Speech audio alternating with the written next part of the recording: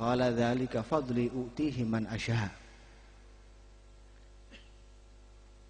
Perumpamaan kita dengan umat-umat sebelum kita seperti ketika seorang raja menyewa para pekerja, kemudian mereka bekerja untuk raja itu dari pagi sampai zuhur. Setelah zuhur mereka berhenti dari pekerjaannya dan diberikan bayaran mereka oleh sang raja satu emas kirot masing-masing.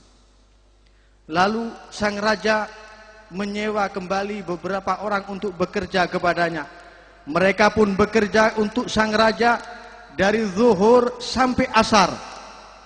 Begitu asar, mereka sudah tidak mampu lagi bekerja, mereka berhenti dan raja memberikan bagian mereka masing-masing satu kirot emas.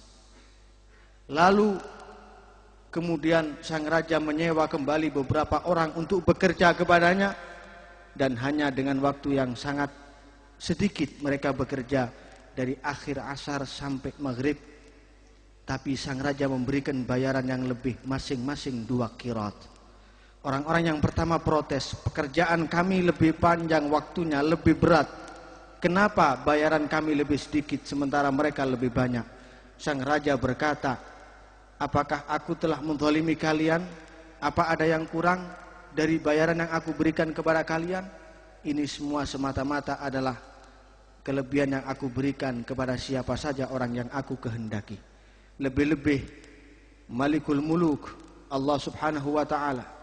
Dzalika fadlullahi yu'tihi man yasha wallahu dzul fadlil azim. Ibnu Abbas radhiyallahu anhuma meriwayatkan dalam sebuah hadis terkait dengan ayat yang berbunyi wa ma kunta bijanibit turi idznadaina.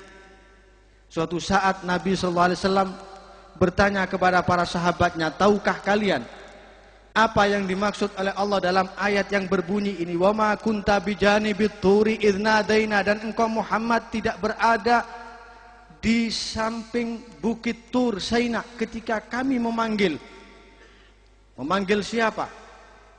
Ketika para sahabat berkata Allahu wa rasuluhu a'lam, maka Nabi SAW menjawab, qala lamma kallamallahu Musa qala ya Rab hal khalaqta khalqan akrama alayka minni istafaitani ala al-bashar wa kallamtani bi Tur Saina.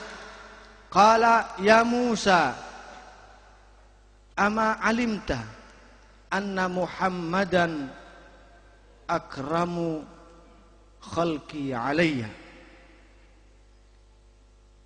wa inni nazartu fi qulubi ibadi falam ajid qalban ashadda tawadu'an min qalbik falidzalika istafaituka 'ala an-nasi bi risalati wa bi kalami famud 'ala at-tauhid wa 'ala hubbi Muhammadin sallallahu alaihi wasallam.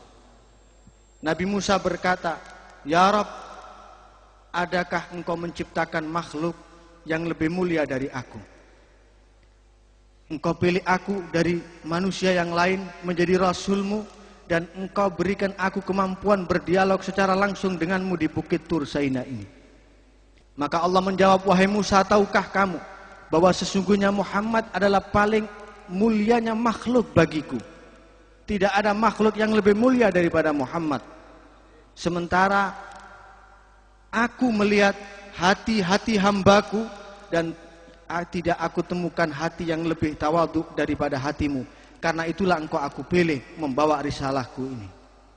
Maka Allah berpesan kepada Nabi Musa, matilah engkau Musa dalam keadaan membawa tauhid dan membawa rasa cinta kepada Muhammad sallallahu alaihi wasallam. Sedang ketika itu Nabi Muhammad belum terlahir ke atas dunia ini. Kemudian Nabi Musa bertanya lagi, ya Rabb, fahal fil umami akramu alaika min ummati dhalalta alaihimul ghamam wa anzalta alaihimul manna wassalwa. Qala ya Musa ama alimta anna fadla ummati Muhammadin ala sairil umam ka fadli ala jami'i khalqi. Ya Rabb, apakah ada dari umat yang lebih mulia dari umatku? Engkau naungi mereka dengan mendung. Engkau turunkan mereka buah-buahan dari surga. Engkau turunkan buat mereka makanan dari surga. Apa ada yang lebih mulia dari umatku? Allah menjawab, wahai Musa, tahukah kamu keutamaan umat Muhammad atas seluruh umat itu sama dengan kemuliaanku dibandingkan dengan seluruh makhlukku. Musa bertanya, qala ya Rabb afa arahum, apakah aku dapat melihat mereka? Maka Allah menjawab, qala lan tarahum, saat ini engkau tidak akan dapat melihat mereka.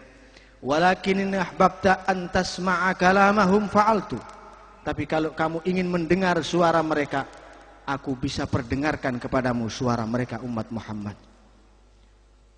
Qala Musa fa inni uhibbu dzalik, aku ingin ya Allah mendengar suara umat Muhammad. Maka Allah subhanahu wa ta'ala menyeru kita, memanggil kita semua, termasuk semua kita yang hadir di majelis ini.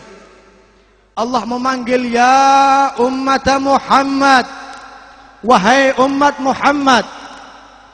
Fa'ajabu kulluhum bisayhatin wahidah yaquluna labbaik Allahumma labbaik wahum fi aslabi abaihim. Umat Muhammad menjawab labbaik Allahumma labbaik, sedang mereka masih berada di tulang rusuk bapak-bapak mereka. Mereka belum terlahir ke atas dunia ini. Allah berkata kepada kita semua saat itu, salawati wa salami alaikum wa rahmati sabaqat azabi wa rahmati sabaqat ghadabi wa afwi sabaqa azabi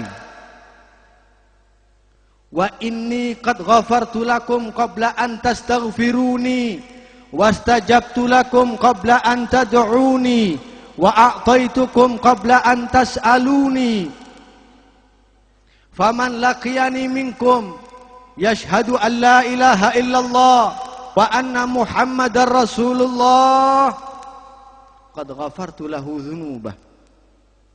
Wahai umat Muhammad, salawatku, rahmatku, salamku aku tetapkan atas kalian semua. Rahmatku atas kalian mendahului murkaku, maafku mendahului azabku, dan aku ampuni kalian sebelum kalian meminta ampun kepadaku. Aku ijabai doa kalian sebelum kalian memohon kepadaku, dan aku beri kalian sebelum kalian meminta kepadaku. Maka barang siapa yang kelak di hari kiamat dari kalian menjumpai aku dalam keadaan bertauhid, menyaksikan tidak ada Tuhan selain Allah dan Muhammad adalah utusan Allah, aku ampuni semua dosa-dosanya. Alhamdulillah, Nabi Muhammad SAW beliau bersabda, antum hazzi minal umam wa ana hazzukum minal anbiya. Kalian adalah bagianku dari umat-umat. Kalian dipilih oleh Allah menjadi umatku, dan aku dipilih menjadi nabi kalian. Alhamdulillah, ni'mal hazzuna ayyuhal ikhwan. Sungguh merupakan satu anugerah yang besar dari Allah ketika Nabi Muhammad dijadikan sebagai nabi kita sallallahu alaihi wa ala alihi wa sahbihi wa baraka wa sallam. Yang